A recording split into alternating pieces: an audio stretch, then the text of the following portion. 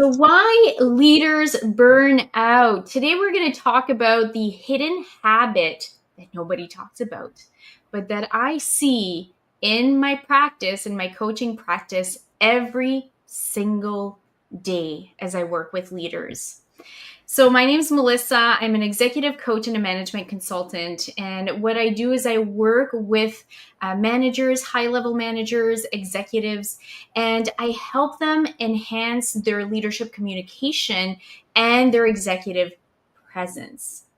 And one of the things that comes up as I work with leaders is the amount of energy that they have that they're bringing to the table, because that makes a difference in how they're delivering their message, how people feel about the message that they're delivering. And let's be honest, nobody wants to follow someone who is losing energy or just doesn't have it.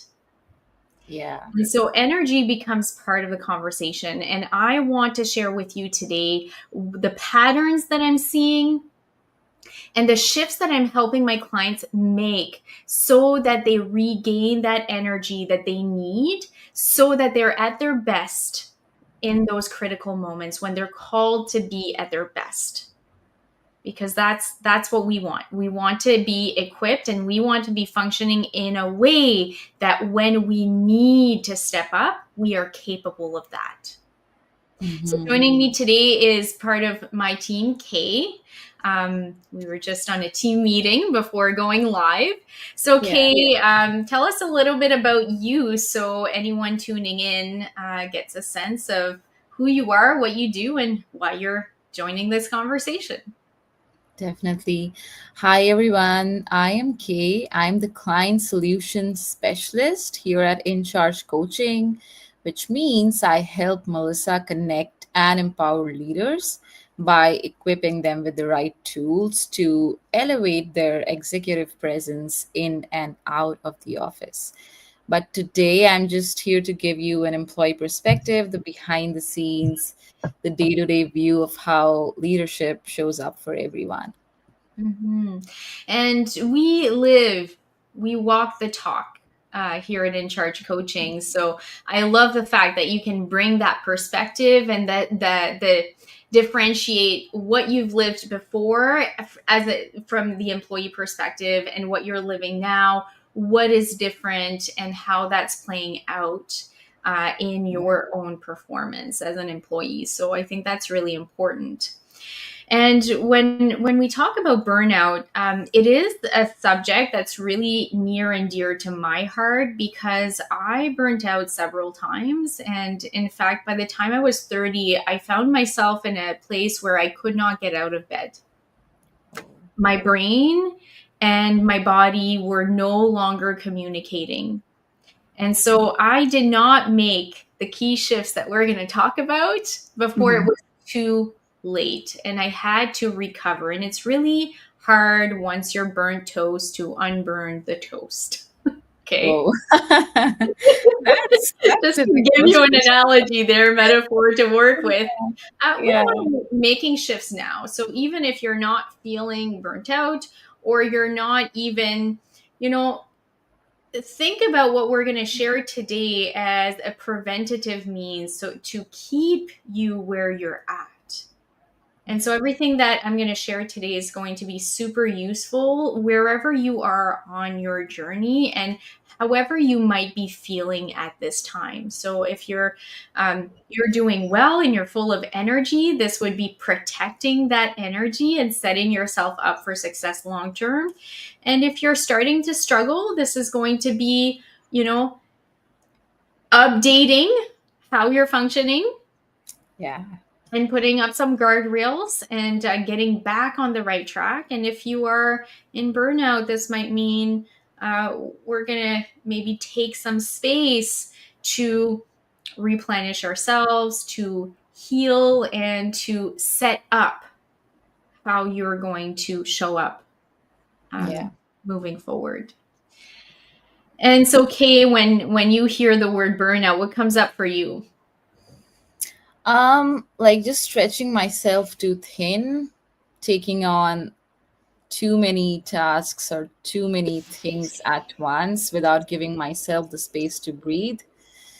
Just like working, working, working nonstop. That's what comes to my mind. Like unhealthy boundaries, almost toxic. Mm-hmm. Yeah.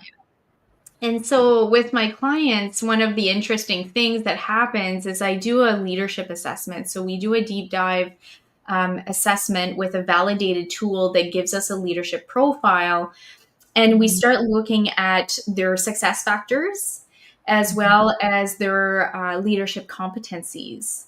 And we'll see it in black and white in the report. I'll start detecting, that this person might be starting to feel it, or is, straight up in burnout. Right? It's gonna show up, and this is not a diagnostic tool in any way, but mhm, I will ask some questions to dig deeper, and that's what will uncover that this person is feeling like they're on the road to burnout, or that they're kind of walking that line at this time, or they're having a hard time getting out of bed and they think that, it might be time to look at things medically speaking. And so I don't know if you knew that aspect of, oh, that deep dive, but it is very interesting because when we do a leadership assessment, we don't just look at the person, but we also look at the environment that they're in, the context that they're in, the situations that are currently in play, and where they are, what season they are um, in their leadership, mhm, personally and professionally. yeah. And so all of that comes into play. And so what's interesting about it, okay, it doesn't happen because we don't love our jobs. And so sometimes we think, oh, it's because the person doesn't love their job or they weren't aligned with their role anymore. And Mhm, I don't find that to be the case. I find that the people who love and care about and are committed to their job, their role, their company, their team, um, are the ones who are experiencing it. And it's not even because they work too much. A lot of these folks that I'm working with are aware of boundaries, and they have, in an attempt to manage their energy, set those boundaries of leaving work on time, not picking up emails on their personal time, um, creating maybe pockets of spaces during their workday, where they're uninterrupted. So they'll put a sign on their door. So they have done some of this work, but it's not enough because it's not the amount of work you're doing. It's the work that you're doing. okay. All right. So it's what you're doing when you're working. And I would call that thing that we're doing, that habit, over functioning. All right. Overfunctioning means that you're working beyond your role. You are engaging in tasks and projects. Your attention is going to places that is not within your role, not within your scope. Mm, Should not be. But you're mhm. being pulled into these places. Your attention is being pulled there. Hmm, interesting. And so you're being stretched thin from a mental cognitive load perspective, not an amount of time put in perspective. Mhm, So that's where, when I work on boundaries, I look at boundaries very differently because I don't look at boundaries as a time management issue. mhm. We can look at time based boundaries. Yes, Yeah. absolutely. They are a part of the equation, but they're only a small part of the equation. We need to look at, when you are working, what are the boundaries of your role? What Mm, are the boundaries of the functions of your role? yeah. All right. So part of these patterns, I'm gonna highlight three things that you might recognize if you're over functioning. You're going to be oftentimes the first line of defense for problems, meaning you're the problem solver. And this is something that you've done well. And oftentimes, this is why we're being promoted, because we're really great problem solvers. We become known for that. It becomes part of our identity, and everyone knows it, and they come to our doors. And so that can come with a little bit of, resentment, or noticing that people are coming to you when they could be solving the problem by themselves. And it might appear as maybe laziness, or avoiding responsibility, or not Mm, wanting to go the extra mile. So it ends up on your desk. And so mhm, you have to get up and take your attention away from what's important, what's actually within your role, to focus on the problem solving and the firefighting.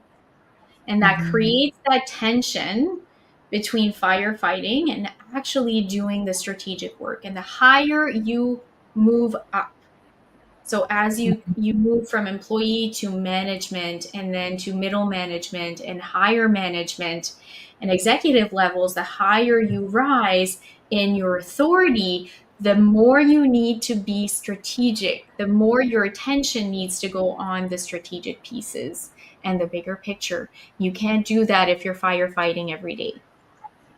yeah, Make sense? absolutely. The second thing I see when we're over functioning, there is a feeling of responsibility. I have to Mm, do it. I know it's not mine, but if I don't do it, something bad is going to happen. yeah, yeah, I've been They there. won't be able to figure it out. If I walk away, things are not going to get done. If Mm-hmm. I don't intervene, I don't know that they can do it right. Mm, Right? These are the secret things that we think about and we worry about. The yeah. thinking patterns that create this feeling of responsibility.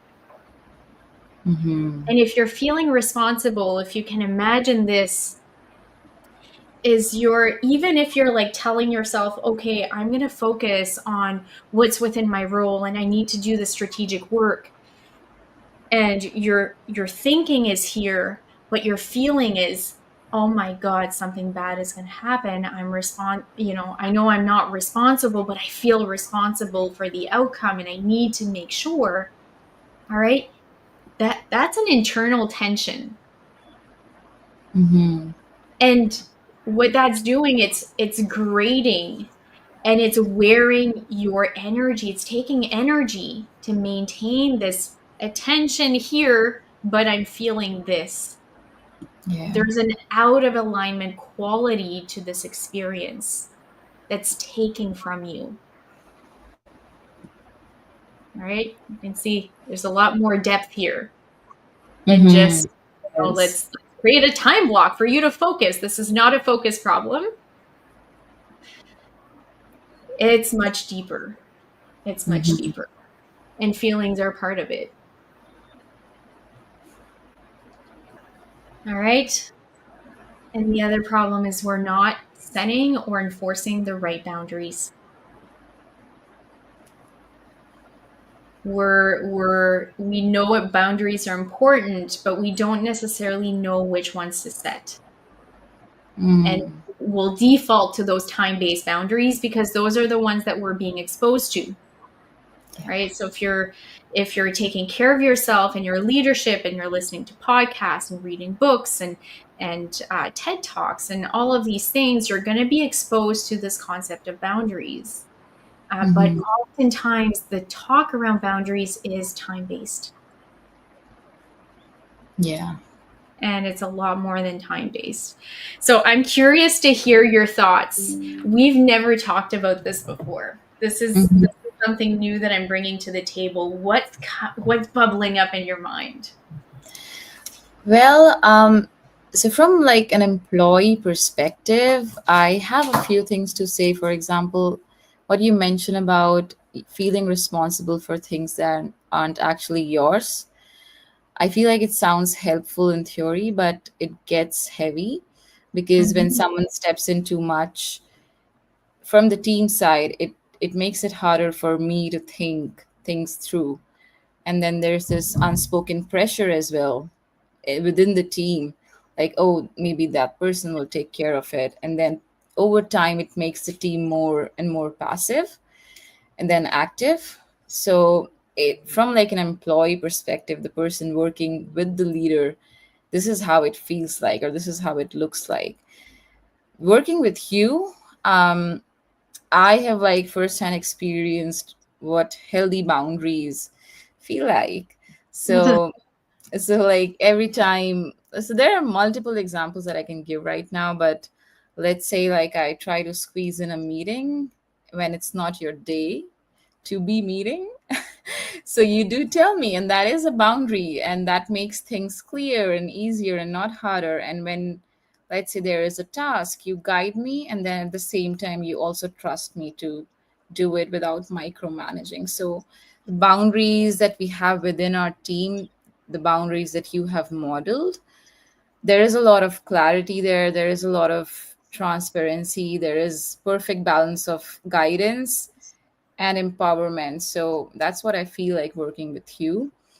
And um, not setting and enforcing the right boundaries within the team, it can really feel chaotic.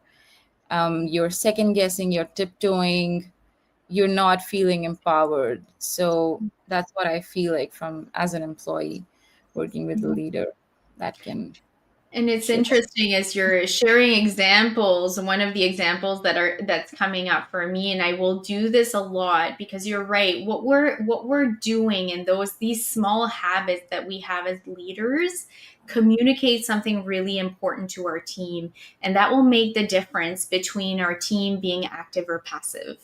Yeah. How much initiative they're going to take. And we're doing this, unintentionally, but we are setting the path. And so I am very intentional with these Hmm. boundary settings and the boundaries with myself. And I might lean into something that Kay is working on, Mm. and I will state a boundary.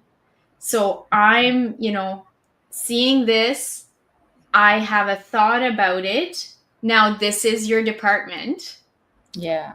right? It is. It So is. I'd like to share my input, and then you can make a decision on what you want to do with that. Yeah, exactly. Yeah. You tell me what to expect and then how you work and then how I can support you best. So it makes the relationship very respectful.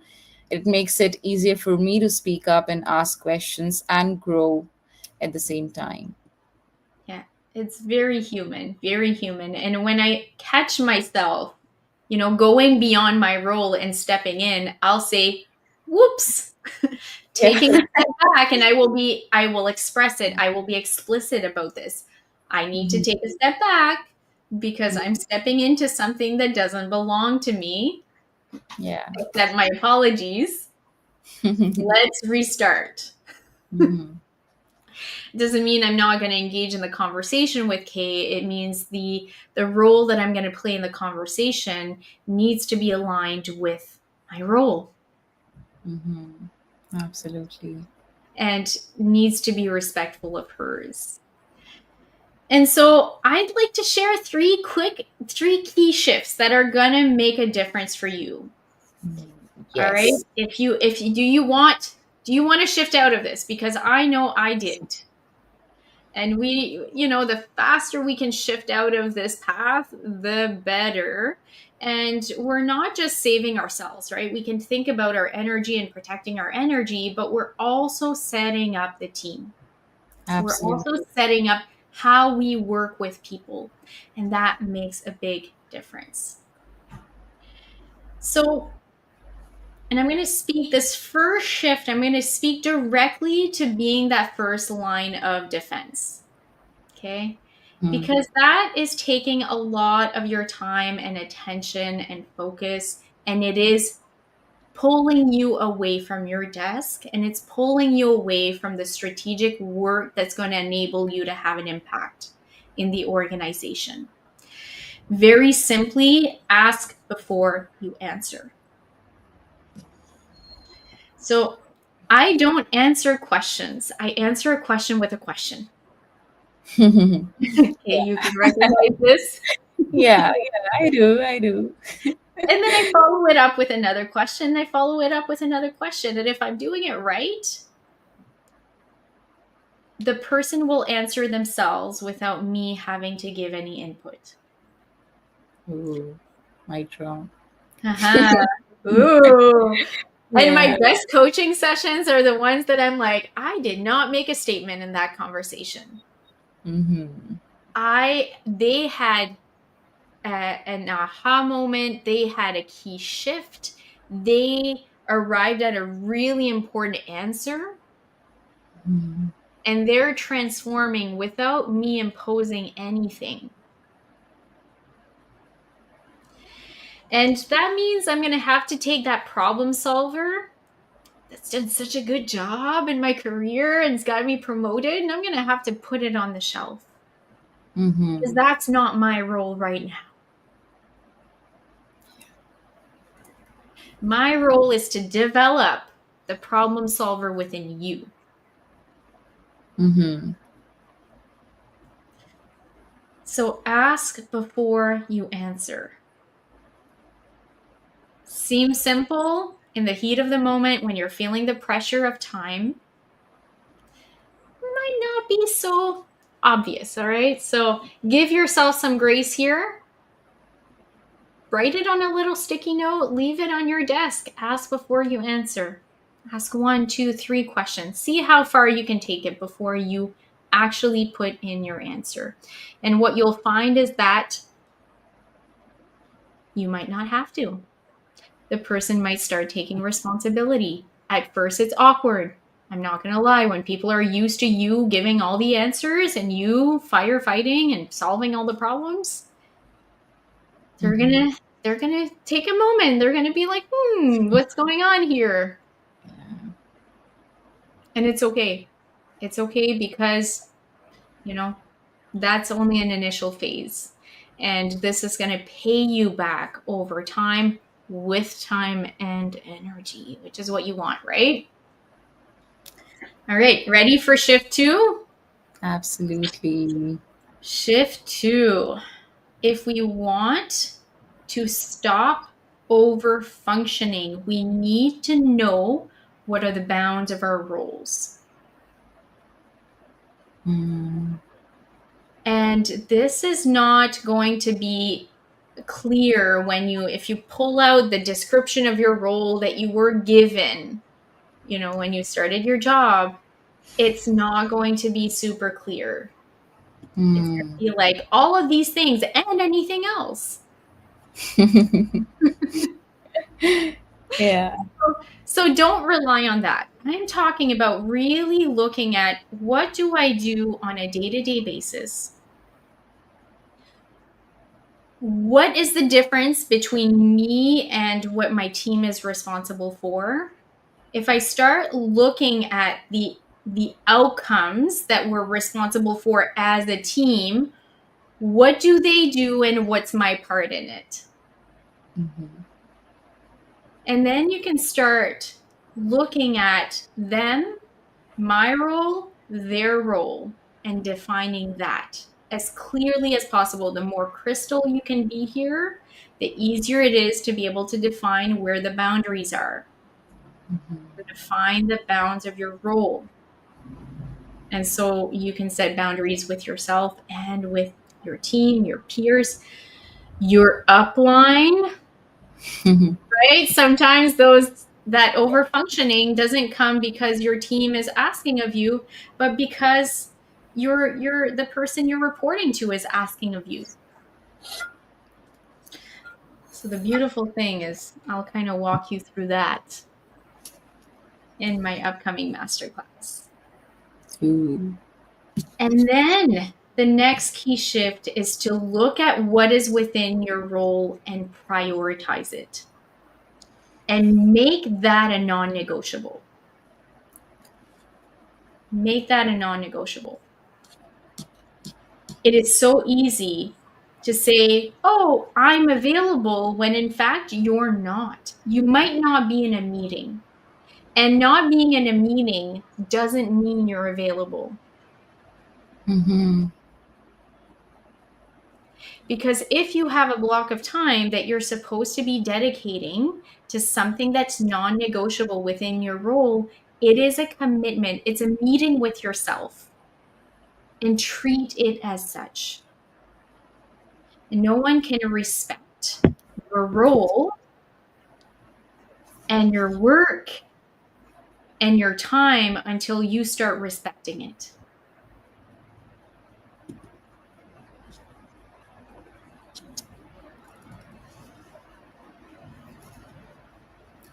So if you're listening to this right now, I'd love to hear your voice. What's resonating for you? What did you hear, either in the pattern or in the key shifts, that's creating an insight that you want to implement? By the way, I read and respond to all comments. So even if you're Yes. watching on the replay, drop hashtag replay and I will circle back. I'd love to hear what's resonating here.